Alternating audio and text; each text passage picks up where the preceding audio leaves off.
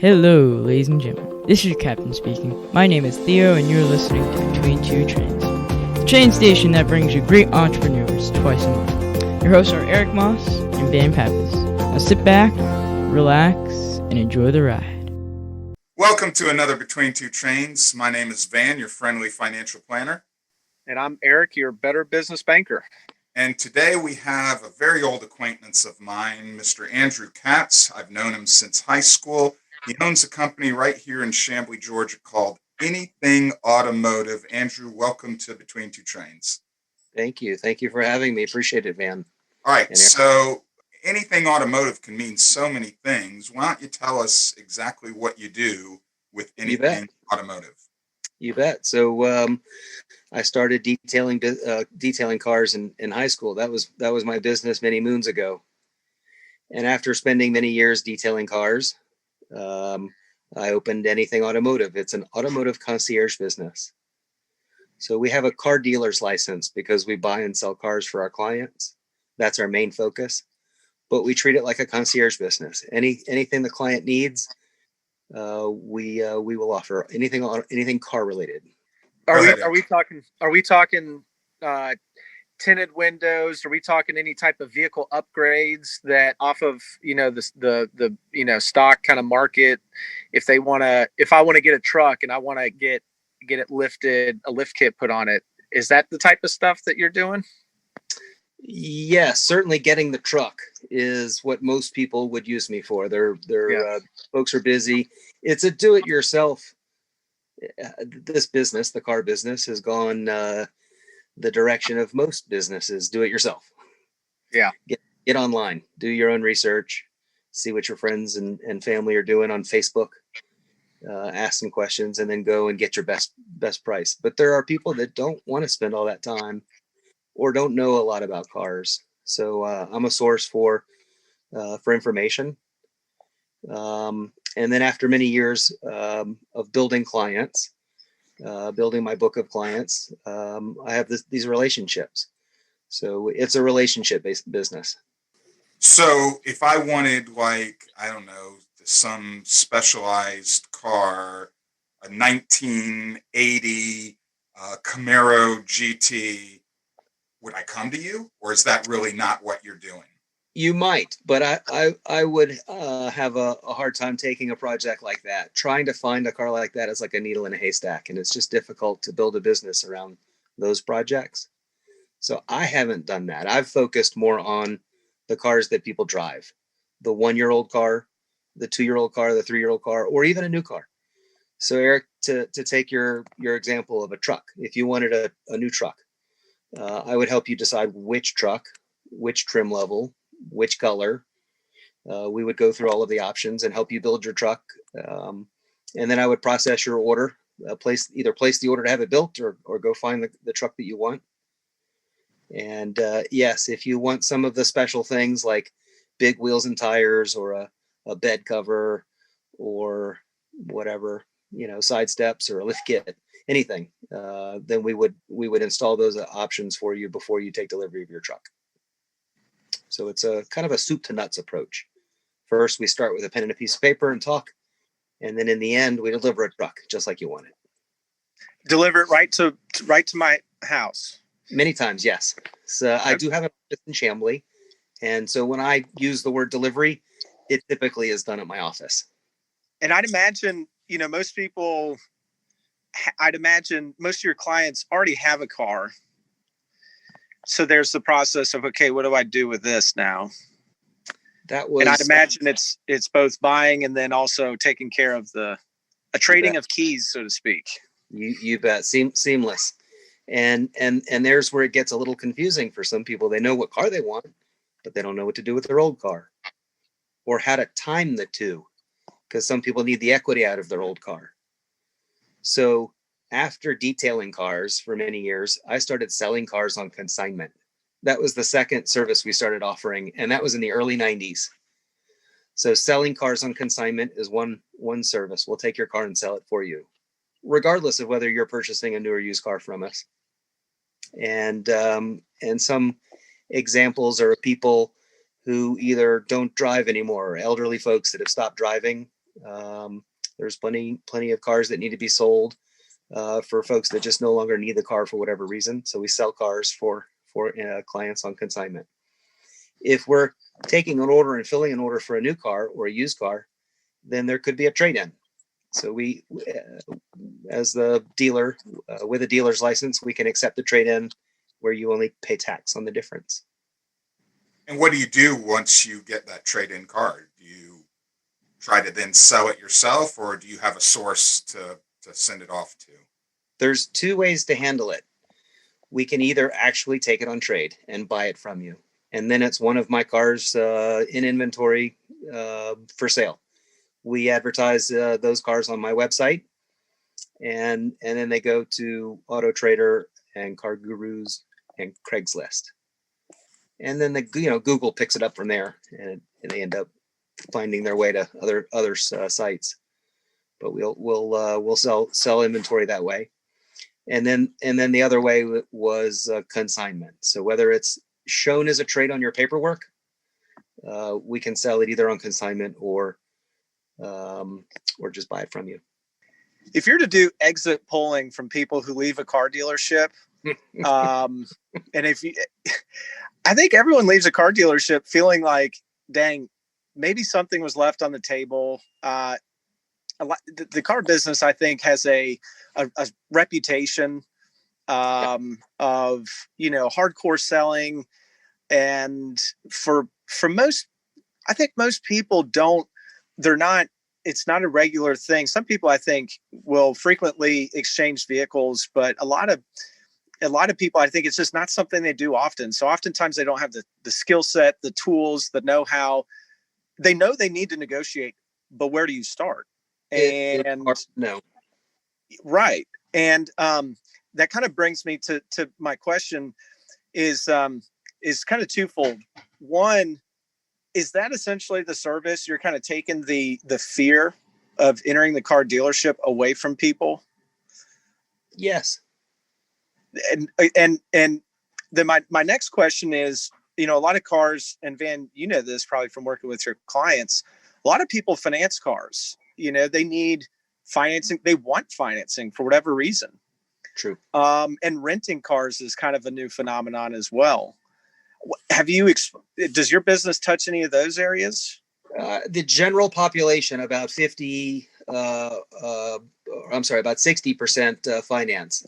I wouldn't say that's true for my customer base, but regardless, financing, yes, is absolutely part of the process. Paying for the car is the hardest part.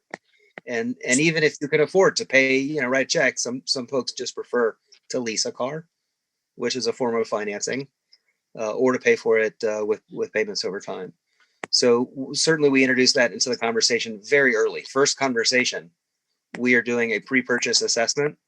That's the very first step in a car purchase project, is to ask a lot of questions and find out where you are on whether you're buying new or used, paying cash or financing, buying an automatic or a manual.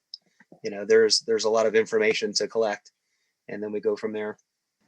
So in that assessment, if they say we need to do financing, are you connecting them with the appropriate financing, or they have to go off and find their own financing? Generally, they have to go off and find their own financing. Most of the repeat customers that I'm dealing with are just writing a check for the car. But if there is a client that is financing, again, most of the time, I think they've got their financing source already arranged. A credit union that they're a member of, for instance. I do sometimes give folks direction if they don't know where to go for financing. Often I'll recommend a bank or a credit union. So it depends on the car that they're financing. Eric, does Chase have an auto financing department, or that Chase does? It's actually been Chase Automotive, Chase Auto Finance has been huge. Something that we've really grown the last 2 years in particular. We've always had it, but it's never really been known. But it is something that we offer at the branch level. It's something that if a client is interested in financing a non-commercial vehicle, we loop in our consumer partners. And just like if you're, Just Chase like Automotive Finance has maybe a new retail. Might be new on the retail side, but wholesale. I've heard Chase Auto Finance for years. They will finance new cars for franchise dealers. Chase Audit. So that's the other arm of that business, and they will do floor plans for dealerships.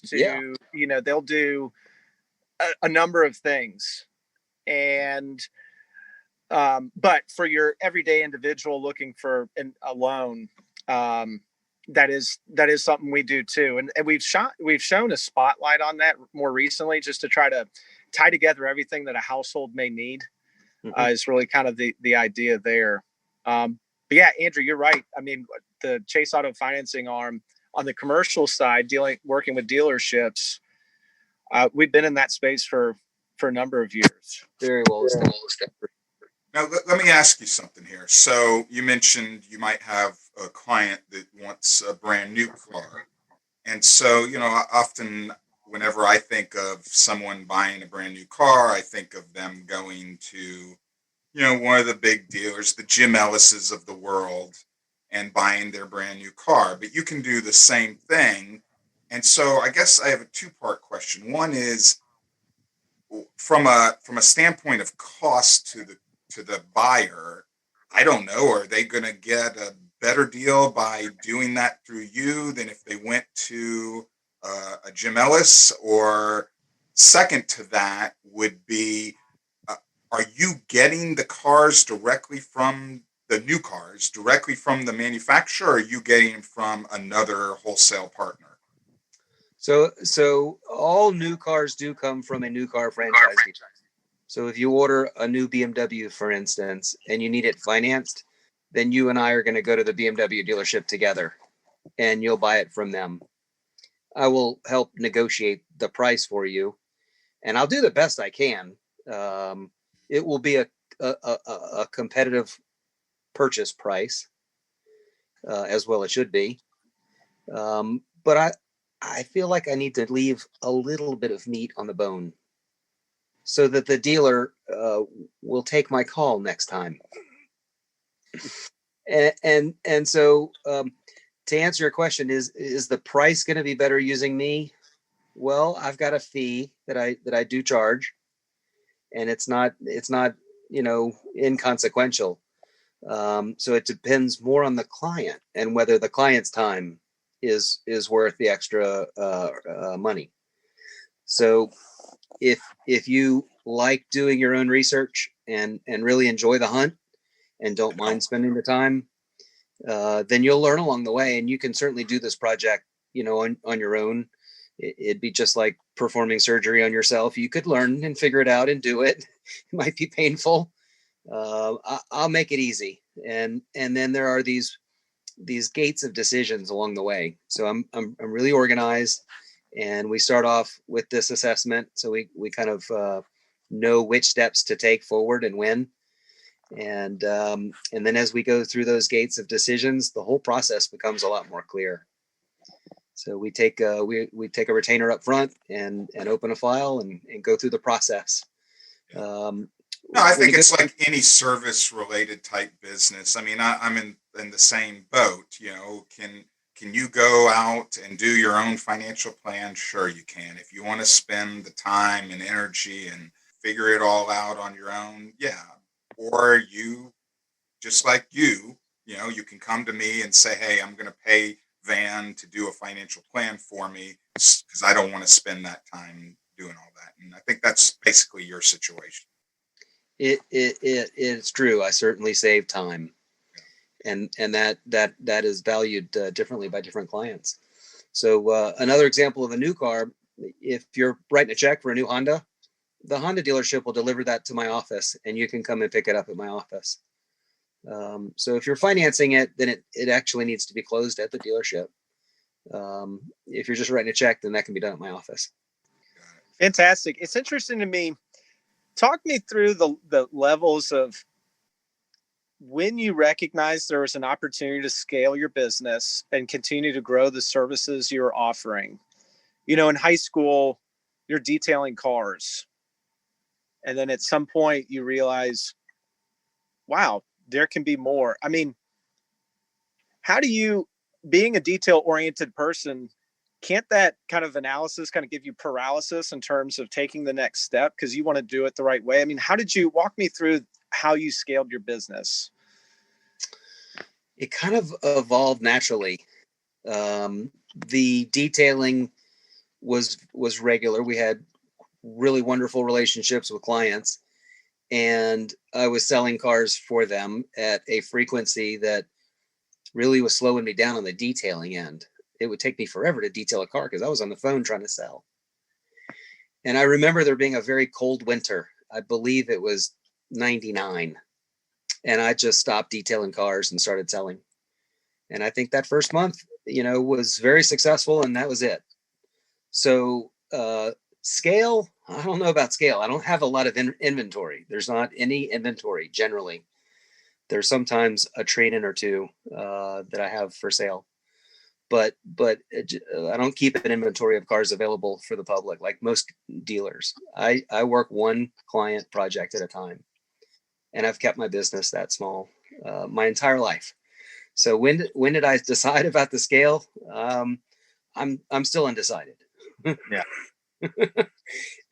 I've kept it small, and somebody taught me many moons ago, keep it simple. He was a car broker. And I met this. He was an advisor of a youth group advisor. I was 11 when I saw this. When I met this car broker, and I thought, "Gosh, that you could do that." And so that's wow, that's what I wanted to do. At 11 years old, you were impressed with, hey, this is something that's really cool. I've made a living brokering cars.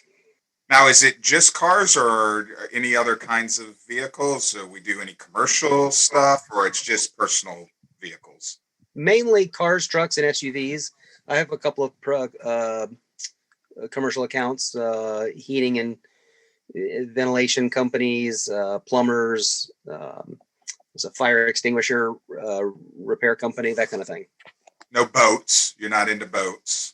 I did a jet ski once for my best client. He had a lake house, and I bought a jet ski for him. Right. So I'm in the market for a golf cart. Can you help me with the golf cart? I wouldn't know where to start. I would ask you gas or electric, but that's about all. That's all you would know is gas or electric. All right. I would point you towards Peachtree City. Right. Exactly. Yeah. There you go.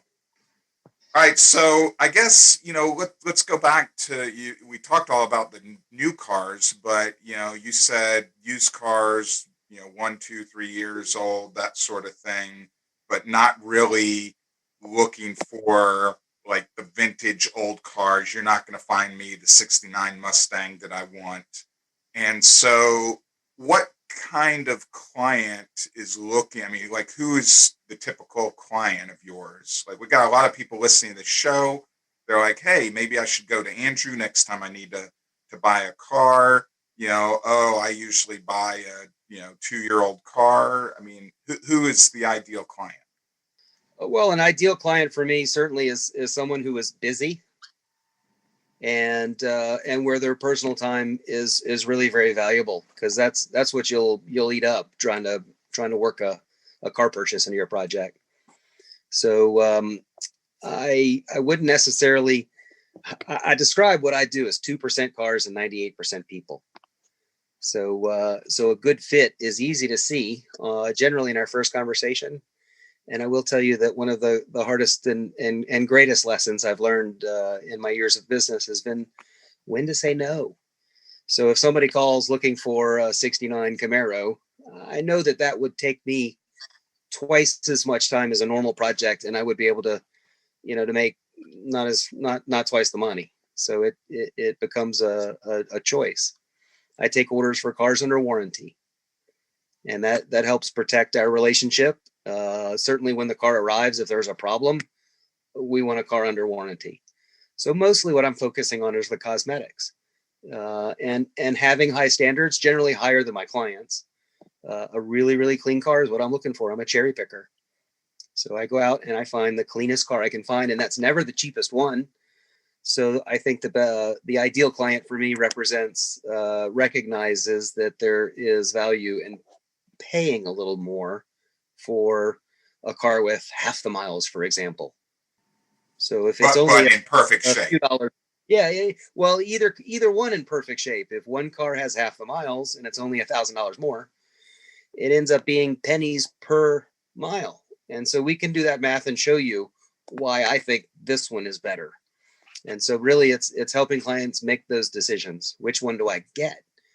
If I know what I want and I'm looking online, I see 20 of them. How do I choose? So I play different roles for different people. Some folks want help negotiating, some folks want help picking, and some folks need help deciding what to buy. Those are the projects I enjoy the most. The deciding what to buy project. Somebody who has no idea. They've been driving Chrysler after Chrysler after Chrysler, and they have no idea what to buy anymore. Or maybe they've been driving Plymouths and they don't make Plymouths anymore. Whatever. Now you can deal with any level, right? So it doesn't matter whether I'm getting a cheap, Honda Civic or a $50,000 Tesla. You bet. I mean, you don't have like any specific range of or higher.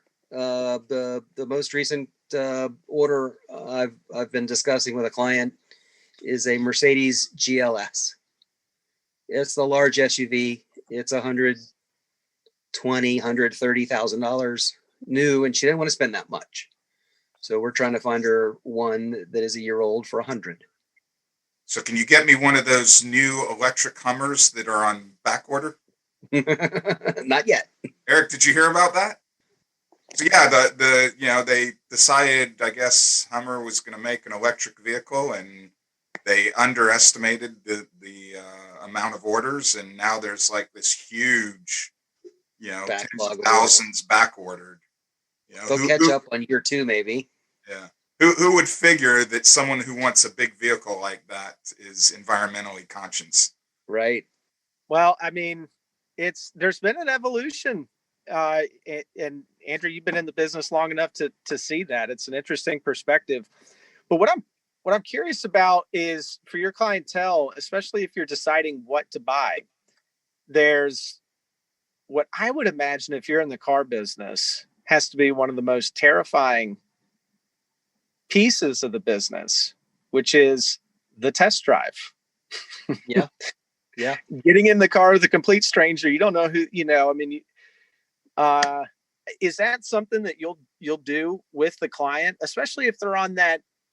I know I want something. I know the general function in terms of size, but yet that drive, that feel, it's a very important component, especially when you creep into those price points that you mentioned.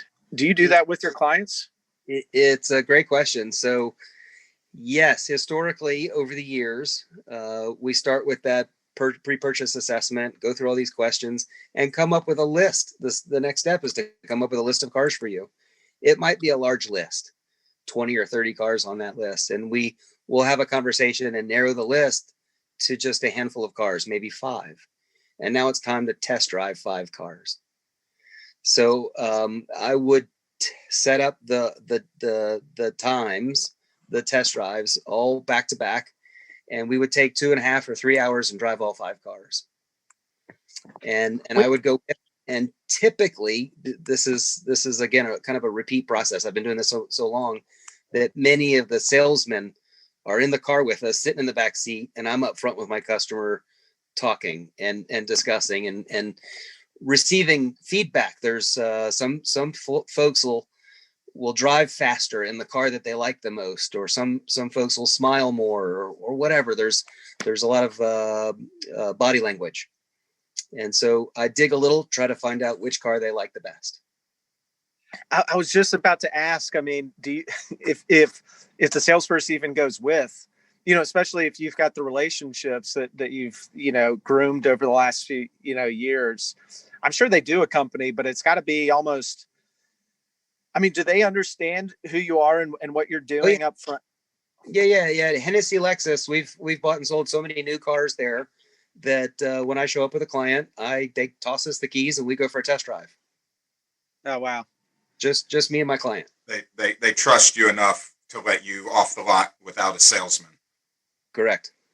So I recently, I have a friend who has he bought a used Tesla, and it's got the auto drive, self-driving feature. And he's like, "Hey, let's go for a drive. You can drive the car."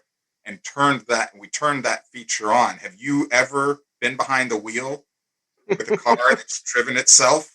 I'll never forget. It was actually a Honda Accord, and my client lived in Kentucky, so I hopped in this Honda to drive it to Kentucky, and 5 minutes up 75, the steering wheel is moving on its own. It's holding the lane, and I've been hooked ever since. It's just absolutely exciting and incredible to me to see the changes.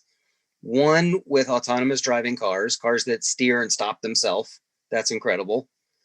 And we have nowhere to go but up with that.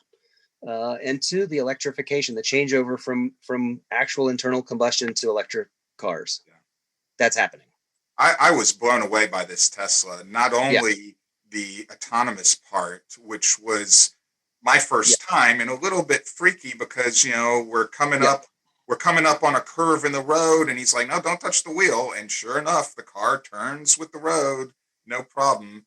But more importantly, the electric, in my mind was like, "Oh, there's not going to be any pickup to this electric." Oh my Boy, God. you hit the gas not the gas, the accelerator of the Tesla, and man, that sucker took off. I was like, "Holy cow, this could be like, my favorite muscle car." Instant torque.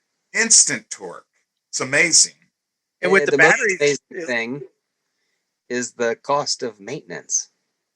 It's not zero, but it's pretty close. Right. the only fluid in a Tesla is what, windshield wiper fluid?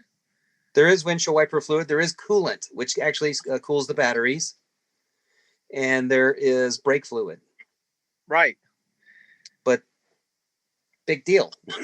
Right. So how far in your estimation, being in the auto business for 30 plus years now, how far away are we from seeing mass adoption of autonomous vehicles? So autonomous is a little tougher. I can give you two examples that might help shine some light or answer that for you. One is all that automatic driving stuff that the car does. It's reading the lines on the road. So if you'll notice, a lot of the cities and municipalities have recently painted their stripes. Everywhere you look, there's new, fresh stripes, because that's where that's what the autonomous driving cars are reading right now. Right. So the software is pretty rudimentary in that regard. An autonomous driving car, eventually when we get to that point, it won't be reading the road stripes. It will be reading some signal that's beamed from inside the road, or it will certainly have communication from car to car. So until that happens, we don't have autonomous driving. I think we're probably 10 or 12 years away from more of that. But electric is right around the corner. You think everything's going to go electric? Everything is going electric. It is the fact. It is not an opinion. Bentley announced today that they will be all electric by 2030. Wow. A lot of other car companies have already announced that. Volvo announced it a long time ago, and so will GM and Ford. By 2026, the batteries will cost. The battery cost will be low enough to where it will work for all consumer vehicles. So that means the standard transmission is also going away.